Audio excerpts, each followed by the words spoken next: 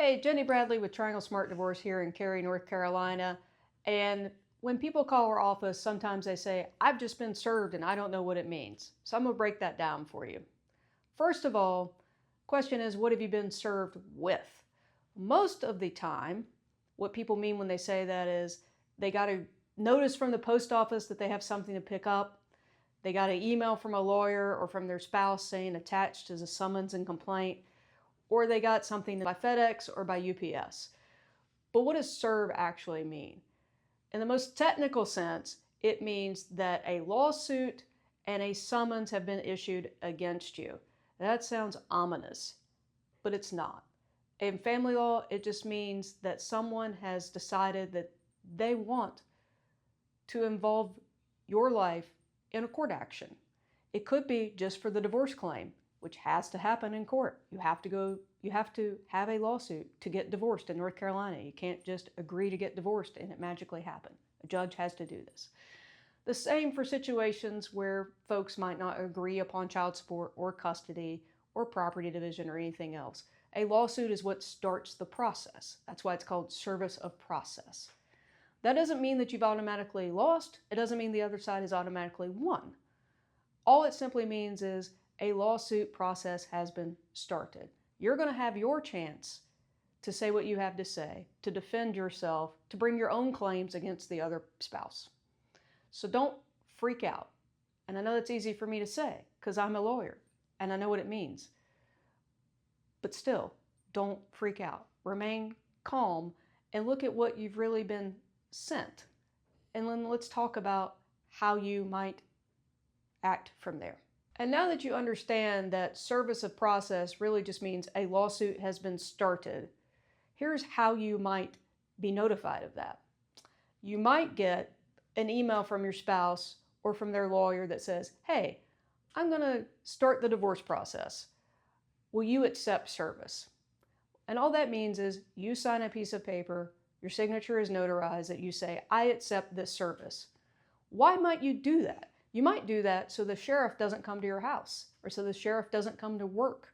You probably will do that so that you don't have to go to the post office and try to get your certified mail, because that's another way someone can serve you. The easiest thing to do is for you or your lawyer to accept service. But like I said, a sheriff can also serve you. Certified registered mail is also a way to serve you. UPS, FedEx, these are all ways to serve you. Personal service by the sheriff is one.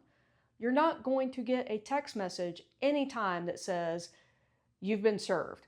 That doesn't count as service. You're not just going to get an email and say, here's a lawsuit, you've been served. That doesn't count as service. We as lawyers have to be able to prove to the court that you've actually gotten what we say that we've sent you. And we can't do that in this day and age with an email or with just a phone call or with a text. That's not good, valid service. So be careful of that. Someone's either trying to scam you or someone doesn't know what they're doing.